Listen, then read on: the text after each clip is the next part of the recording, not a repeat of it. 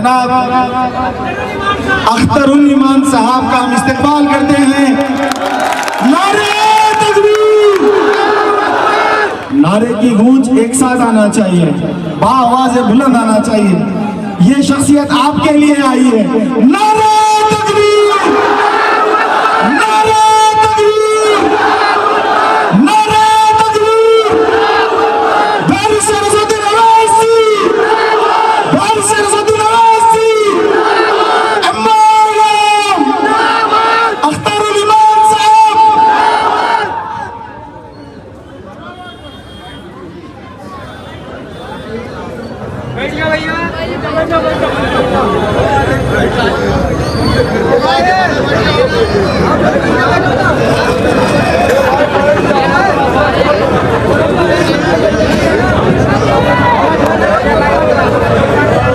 औरोसुल बलाद शहर बम्बई के बहुत ही मारूफ और मशहूर हल्का चांदीवली के आज के इस इंतखाबी जलसे के सदर बावक़ात दाइस पे तशरीफ फरमा पार्टी की जानिब से आपके बहुत ही मकबूल और महबूब उम्मीदवार जनाब भाई सब्र आलम साहब और 164 के उम्मीदवार अजीजी भाई जनाब अब्दुल रहमान साहब, दाइस पे तशरीफ फरमा अख्तर साहब, बहन जोरा और अभी तकरीर कर रही मोहतरमा, दिगर मौजूद सामीन, दाइस पे तशरीफ फरमा पार्टी के जिम्मेदारों, मोहल्ले के गयूर और बुजुर्ग अफराद, मौजूद उलमा कराम, अजीज नौजवानों और मेरी नेक तरीन बहनों और बेटियों और मेरे हिंदू मुस्लिम साथियों, एक लंबे अरसे के बाद आपके यहाँ बल्दिया का इलेक्शन हो रहा है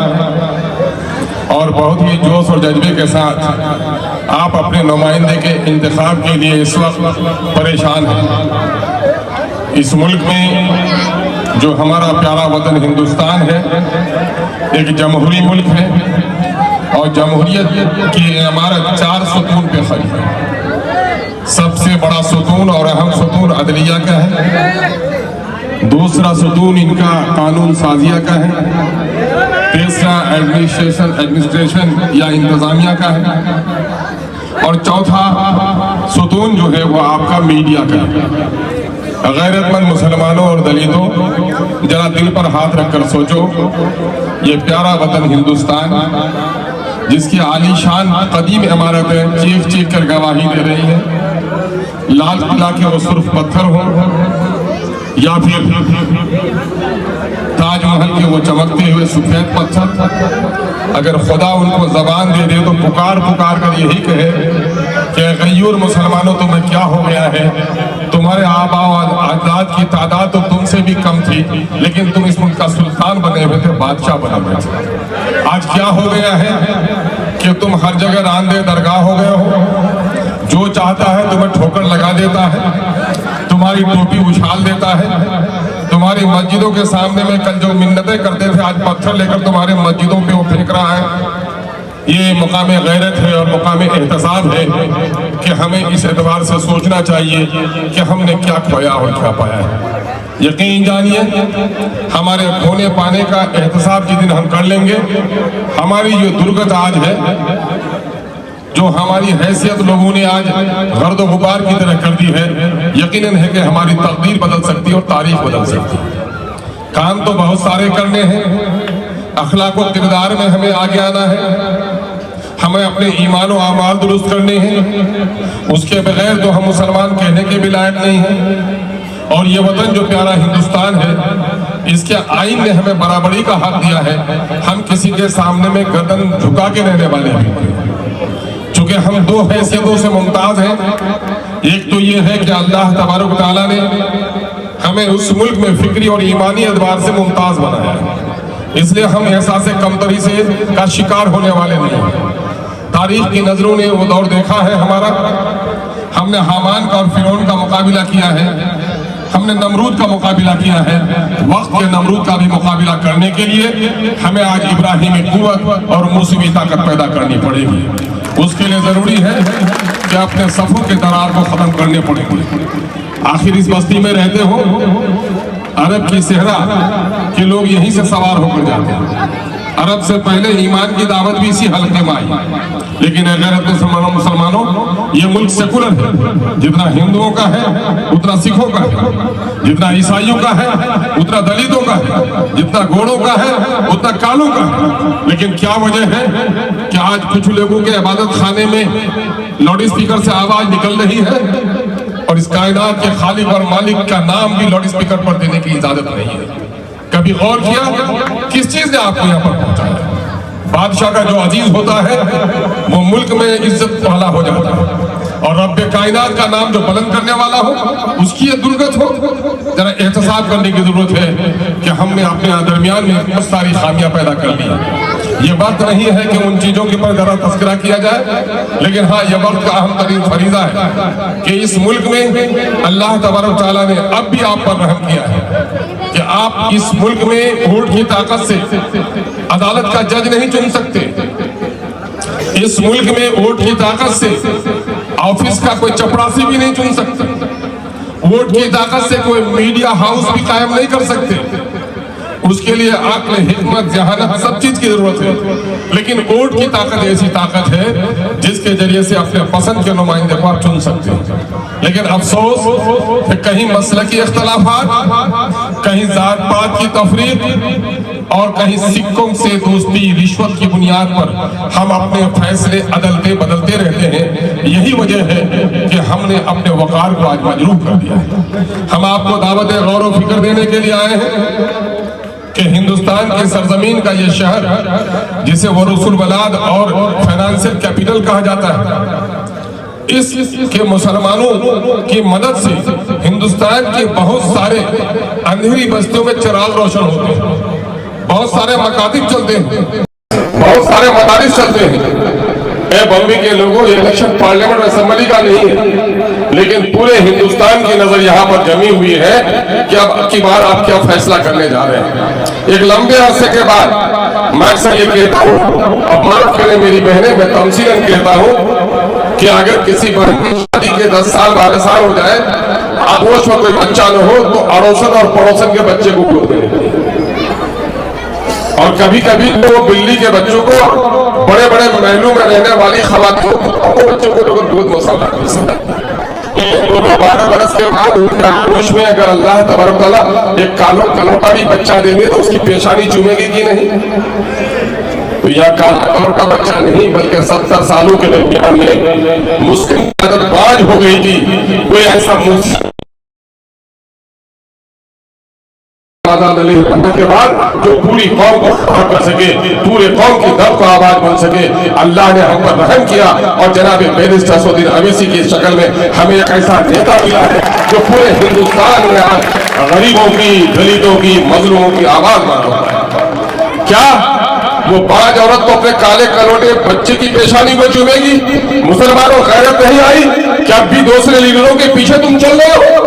मुझे पता है उन लोगों के लिए लोग भी झंडा लेकर खड़ा रहे, और उसमें कोई मुसलमान भी है जिन लोगों ने बाबरी मस्जिद का तमाशा हमें कराया, जिन लोगों ने इसी भेड़ंडी को बर्बाद किया, थाना और कोटा में हमारे नौजवानों को जिससे गिरफ्तार किया। क्या उसके झंडे को लेकर तुम आज चल रहे हो? गैरत नहीं आती तुमको? जरूरत पड़ेगी तो बड़े शैतान के मुकाबले में छोटे शैतान का हम साथ दे सकते हैं, लेकिन जहां हमारी कुव्वत है वहां हम सच्चे लोगों का साथ देंगे, किसी जालिम की ताकत को हाथ में हाथ नहीं बताएंगे। कुछ लोग कहते हैं कि साहब समाजवादी ने हमारा बड़ा दिल बांटा है, याद नहीं है? 1 2 नहीं 72 लोग जीते थे समाजवादी में।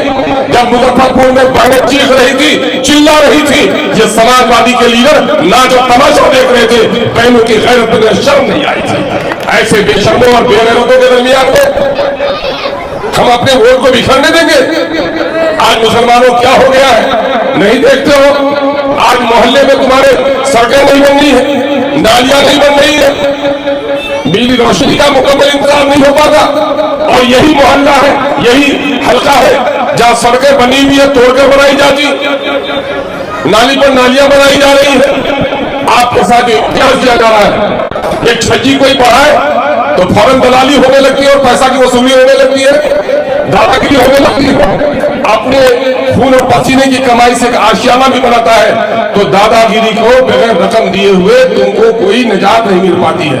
इन जालिमों से बदला लेने का वक्त यही आ गया है कि हमको अपनी गैरत के नाखून लेने होंगे और इन जालिमों के खिलाफ हमको मुत्तहिद होना पड़ेगा। ये वोट नहीं है, मैंने अक्सर कहा है कि वोट नहीं है, ये तलवार है। ये तलवार आपकी अपनी तलवार है, फैसला आपको करना है।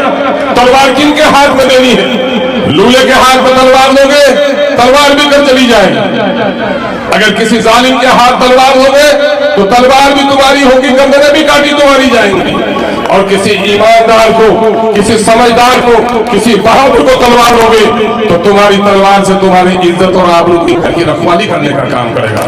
मैं यकीन के साथ कहता हूं, मैं यकीन और एतमाद के साथ कहने का हक बजानी हूं कि इस वक्त जितने भी उम्मीदवार हैं, इन उम्मीदवारों के दरमियान में हमारे उम्मीदवार में कुछ कमी हो या बेसी हो, लेकिन जो हमारा अमीर है बैरिस्टर सुनील अवैसी, उसने अपने तमाम लोगों को रखा है कि जब भी जुल्म किसी के घर में होगा, अगर वो आवाज नहीं उठा सकता तो फिर MIM का खादिम और सिपाही बनने का आज नहीं रहा। आज लोग कहते हैं महंगाई बढ़ी है, बेरोजगारी बढ़ी है, कारोबार और जिंदगी में लोगों के लिए मुश्किलात पैदा हो रहे हैं, कीमत गिरते गिरते पाताल चली गई है। लेकिन एक जुनूनी कौम है, एक पागल कौम है कि अपने लीडर के नाम पर वोट देती है, चाहे कोई भी हो। मेरा लीडर है और मेरा वोट है। ऐ गैरतमंदों, क्या अपने लीडरों को नहीं पहचानोगे? तुम्हें तो सबक पढ़ाया गया था कि तुम कहीं गर्दन नहीं झुकाओगे, कहीं तुम्हारी गर्दन तो उठने के लिए आई है। गर्दनों के कटने का जो डर लगता है वो कभी अहले ईमान नहीं बन सकता, क्योंकि खौफ और ईमान एक सीने में बैक वक्त नहीं रह सकता। न करबल में, न मक्तल में, न शाह के आगे मोमिन तो झुकता है फकत अल्लाह के आगे। है मुसलमान, इस मुल्क में सिर्फ मुसलमानों की तरफ बात करेंगे। सच्ची बात तो यह है कि इस मुल्क में दलितों को, शेड्यूल कास्ट और शेड्यूल ट्राइब्स के लोगों को सबसे पहले गले कर किसी ने लगाया है।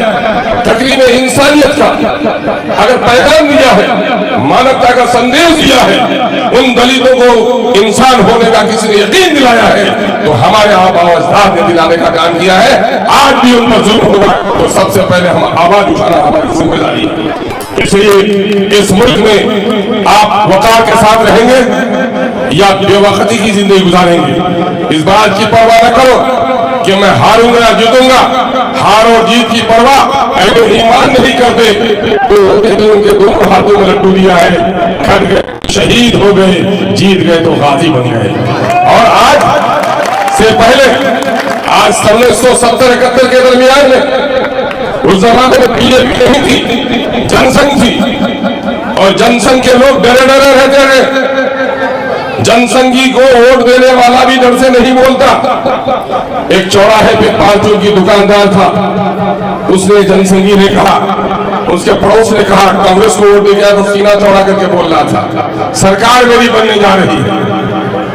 उसने कहा कि तुमने किसको वोट दिया?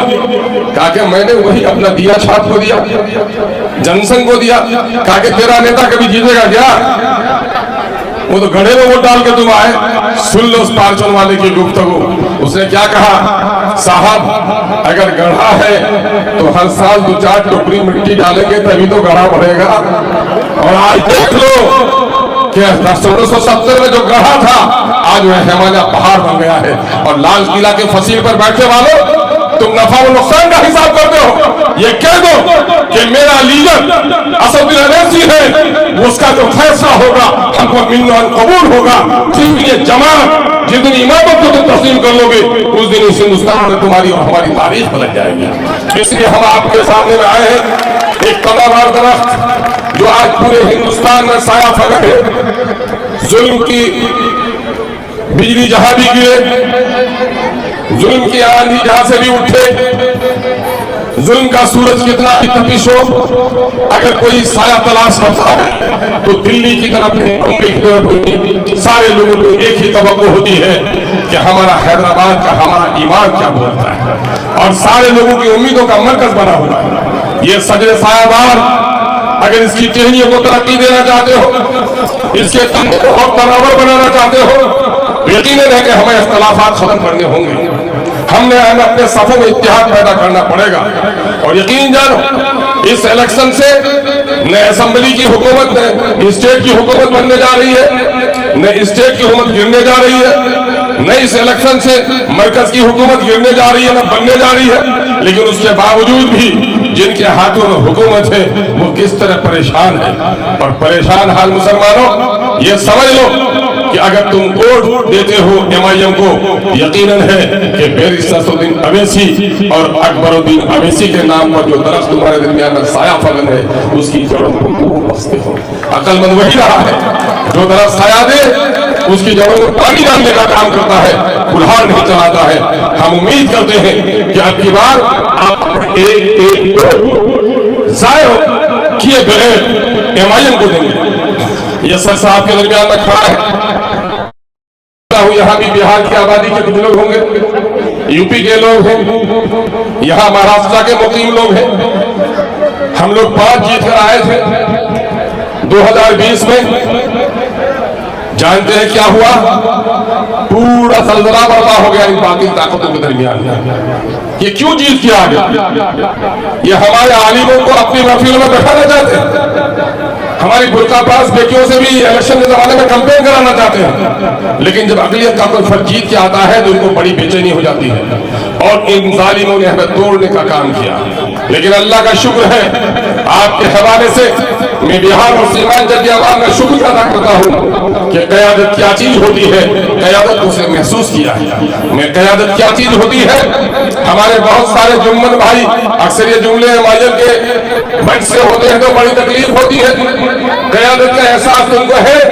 क़यादत का एहसास उस यतीम बच्चे से पूछो जिनका बाप कभी अपने बच्चों को निकाल जाता है। जब कोई यतीम बच्चा कोई किसी का उंगली पकड़ने के लायक नहीं होता है, उसको एहसास होता है कि बाप का साया क्या होता है। क़यादत क्या है? मैंने तमसीलन कहा है कि इंसान 90 किलो के वजन का हो, बहुत सेहतमंद हो, उसके जानू कट जाए कहीं हाथ से 15 किलो का, वो लंगड़ा पहलवान कहलाएगा। बाजू कट जाए वो लूला कहलाएगा। 15 किलो उसके जानू का वजन था, 8 किलो उसके बाजुओं का वजन था। बाजू कट गए, जानू कट गए, लेकिन इंसान बाकी था। लेकिन इत्तेफाक से अगर उसकी गर्दन काट दी जाए जिसका वजन 4 किलो सिर्फ है, तो फिर वो इंसान बाकी नहीं है, बल्कि जिस जिस्म में गर्दन नहीं है, जिस जिस्म में सर नहीं है, वो लाश है। यकीन मानो नौजवानों, जिस कौम का कोई लीडर नहीं वो भी मानेंगे लाश है। अब हम लाश बनकर नहीं रहना चाहते, हम अपनी कौम में लीडर पैदा करना चाहते हैं। और इसी वजह से बिहार से नारा चला था। अभी बहन हमारी नारा लगा रही थी, आधी ही नारा लगाई थी, हम उसको मुकम्मल कर देना चाहते हैं। हम लोगों ने यही देखा, हम आपकी दुआओं से 5वीं बार बिहार की असेंबली में आने का मौका मिला। मैंने सेकुलर पार्टियों को भी देखा और आज अपनी जमात का वहां पर अमीर भी। मुझे लोगों ने कहा, अख्तरुल ईमान, अरे तुम बड़ी पार्टी में थे, रहते तो वहां पर मिनिस्टर बन जाते, या अपनी पार्टी में बिल्कुल जैसे लगता हो बड़े जात की बस्ती में दलीलों का कोई घर हो ऐसा। क्या मालूम हो आजादी? अगर कोई परिंदा आजाद जिसकी फितरत है, पिंजरे में तुम उसको सारे फल ला कर दे दोगे और बाहर वो सूखा दाना भी चुने, वो परिंदा आसमान की फिजाओं में होना चाहेगा, कैद में नहीं चाहेगा। और जो गैरतमंद होता है वो कैदी बनकर नहीं रहना चाहता है। मैंने कहा जानो, मैं कल उस पार्टी में था और हिंदुस्तान की सबसे बड़ी सेकुलर पार्टी का नाम लोग कांग्रेस कहते हैं। याद है लोगों, बाबरी मस्जिद का गम अपनी जगह, बम्बी के भेवंडी के फसादात अपनी जगह, टाडा और कोटा के नाम पर आपके बच्चों को जवानों की जिसने गला दिया, इन जालिमों की दास्तान जो जुल्म भी आंसू बहाने लगेंगे। मैं नापाक इनके किस्सों को सुनाना नहीं चाहता, लेकिन ये दर्द की बात है। 2014 में ये बंदा MP का इलेक्शन लड़ रहा था और वहां पर एक आलिम दीन हजरत कासमी साहब वो भी मेरे मुकाबले में खड़े थे। जब मुझे खदशा हुआ कि हमारे दोनों के वोट के तकसीम हो जाने के नतीजे में या फिर बीजेपी की साजिश का हम शिकार हो सकते हैं, हमने इलेक्शन को छोड़ दिया था। लोग ईसार और कुर्बानी का जुमला बोलते हैं, ये सबके बस का रोग नहीं। मैं इस पर फख्र नहीं करता, लेकिन अल्लाह तबारक तआला का शुक्र अदा करता हूँ कि अल्लाह तबारक तआला ने मेरे पाए इस्तकामत को कहीं डोलने नहीं दिया। जानते हैं, खुशी थी कि चलो मैंने जीता, कोई तो जीता।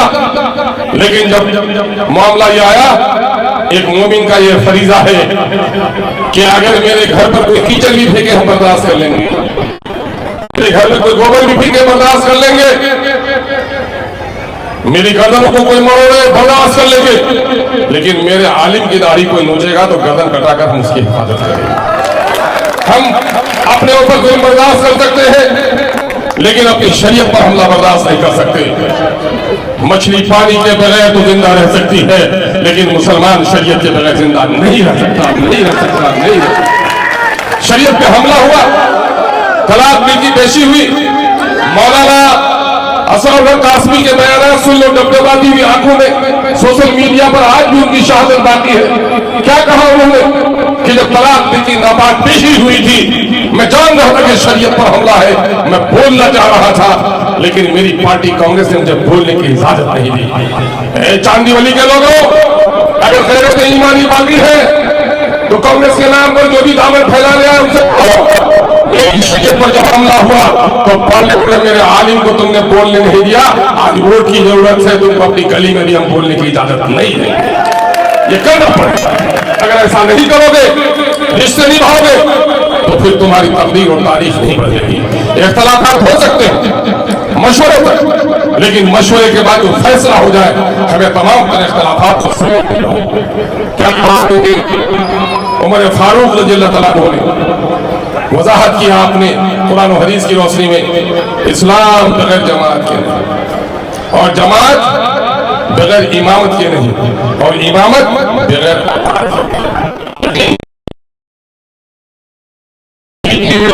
वो जमात के साथ ही थी। आज बाकी ताकतों को देख लो, उनके अकीदत के बेशुमार इख्तलाफात हैं, लेकिन उसने आज अपने एक इमाम को तस्लीम कर लिया है, बातिल होने के बावजूद भी कौम गालिब है, और तुम हक पर रहने के बावजूद भी टूटे हुए हो। उसकी वजह क्या है? उसकी वजह यह है कि आपसे इख्तलाफात में हमें तोड़ रहा है। हम आपसे गुजारिश करने के लिए आए हैं, आप नन्हे मुन्ने बच्चों के मुस्तकबिल के लिए, इस मुल्क में अपनी शरीयत के तहफ़्फ़ुज़ के लिए, इस मुल्क में गंगा जमनी तहजीब के लिए, इस मुल्क के संविधान के हिफाजत के लिए, जब तक आप मजबूत लोगों को असेंबली और पार्लियामेंट में नहीं भेजेंगे, तब तक इस मुल्क में आप चैन की जिंदगी नहीं जी सकते। और उसके लिए जरूरी है ये वहां के लिए आपको लोकल इकाइयों को भी मजबूत करनी पड़ेगी। लोकल इकाइयों का जो नुमाइंदा होगा वो आपके लोगों को एहसास कमतरी के समंदर में डूबने नहीं देगा, अपनी गैरत को बेदार करके रखेगा। जब कोई कौम अपनी गैरत का सौदा कर लेती है, पानी कर गई मुझको कलंदर की बात, जब झुका तो गैर के आगे न तन तेरा दमन। इसलिए हम अपने वोट को, ये वोट क्या है? ये वोट शहादत है, ये वोट अमानत है, ये वोट वकालत है। इस वोट की शहादत देनी है। कल तक तो आप वोट देते थे पर्चों पे, आज शायद आपको क्या ईवीएम में होने जा रहा है? ईवीएम में, तो ईवीएम में होगा तो शहादत की उंगली दबाओगे। शहादत की उंगली दबाते हो जिस वक्त क्या गवाही देते हो कि इन लोगों में ये अहल है। तो इसलिए लोगों, हम आपसे गुजारिश करना चाहते हैं कि बैरिस्टर असदुद्दीन अवैसी की आवाज को ताकत देने के लिए हमारे नुमाइंदे जहां जा रहे हैं, मजबूत करने का काम कीजिए। अगर आप उन्हें देंगे वोट तो हिंदुस्तान के कमजोरों को मजबूती मिलेगी। उनको वोट देंगे तो हिंदुस्तान की मुस्लिम अक़लियत और दीगर अक़लियतों को ताकत मिलेगी। अगर हमें वोट देंगे तो इस मुल्क में आइन को तोड़ने वालों के खिलाफ आइन की हिफाजत करने वालों को भी ताकत मिलेगी। हम उम्मीद करते हैं आप अपना एक एक वोट, नौजवानों, मैं तुमसे तुम्हारी जवानी की गैरत की कसम देता हूँ, तुम किसी के चाय और पैसे पीकर, ठंडे की बोतलों के जरिए से जेब में कुछ पैसे दे दे, तुमको बिरयानी का पार्टियां दे दे, यकीन जानो दौलत की पैसे की बुनियाद पर जो अपनी इज्जत का सौदा करे लोग उसे बड़े लक़ब से याद करते हैं, लेकिन यकीन जानो पैसे की बुनियाद पर जो अपने जिस्म का सौदा करे वो तो गुनहगार है, लेकिन पैसे की बुनियाद पर जो अपने ज़मीर का सौदा करे उससे बड़ा कोई गुनहगार नहीं। इसलिए हम अपने ज़मीर का सौदा होने नहीं देंगे। अपना एक एक वोट अल्लाह की अमानत समझकर, एक एक वोट इस मुल्क के दस्तूर और आइन की हिफाजत के लिए हम बैरिस्टर असदुद्दीन ओवैसी के नाम पर उनका सिपाही जहां खड़ा है उनको मजबूत करने का काम करेंगे। हम उम्मीद करते हैं आप मुझसे ज्यादा होशमंद हैं और आप अपने एक एक वोट का इस्तेमाल एमआईएम के हक में, अब्दुल रहमान के हक में, सब्र आलम के हक में, और ये वोट समझो बैरिस्टर असदुद्दीन ओवैसी और अकबरुद्दीन ओवैसी की आवाज को मजबूत करने के लिए देने का काम करेंगे। इनकलाब इनकलाब। वो बिहार से जो नारा उठाया लगा दूंगे, साथ दोगे। 70 सालों तक इनका साथ दिया कि नहीं, इन पार्टियों का जो अपने आप को सेकुलर कहती है, सबने दगा किया कि नहीं हमारे साथ? तो आओ नारा लगाओ, सबने दिया है हमको चोट। नहीं सुनो, मैं तुम्हारी पेशानियों की लकीरों को देख रहा हूं, बड़े जज्बाती नौजवान। जो आवाज यहाँ उठे तो पूरे महाराष्ट्र में उसकी गूंज सुनाई देनी है, और जो मैं बोलूं वही दोहराऊं, जो मैं बोलूं वही दोहराऊं। और आवाज में कैसी मर्दांगी हो, निस्वानियत नहीं हो, आवाज फलक सगाफ हो। समझ तो फलक सगाफ, आसमानों को चीरने वाली आवाज लगाओ। सबने दिया है हमको चोट, मुट्ठी हो तुम्हारी बंधी हुई, आवाज में करख्त हो और चेहरे पे गुस्सा हो। जुल्म के खिलाफ गुस्सा करना सवाब है, जालिमों के खिलाफ नारे लग रहे हैं। बोलो, सबने दिया है हमको चोट। देखो नहीं हुआ तो मैं अभी कह दूं तो बहने लगाएंगी आवाज, अगर दालानों से तो इससे बढ़ जाएगी। बोलो, सबने दिया है हमको चोट। देखो तो पड़ोस में किस किस का हाथ नहीं उठा है, अगर बाजू में अगर कोई तकलीफ हो तो बता दो, यहां पर कोई रोगन भेज दिया जाए उनको। सबने दिया है हमको चोट, सबने दिया है हमको चोट, सबके दिल में है खोट। अब न देंगे इन बेईमानों को वोट, अब न देंगे इन बेईमानों को वोट। अब अपनी पार्टी अपना वोट, अपनी पार्टी अपना वोट। इनकलाब इनकलाब। बैरिस्टर असदुद्दीन ओवैसी, जनाब अकबरुद्दीन ओवैसी, भाई सब्र आलम, भाई अब्दुल रहमान, चांदी वली के बूढ़े और जवान, खाला और अम्मी जान, अस्सलाम वालेकुम व रहमतुल्लाहि व बरकातहू।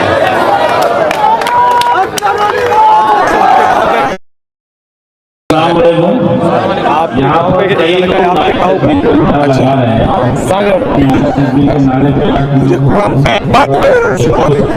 लीडर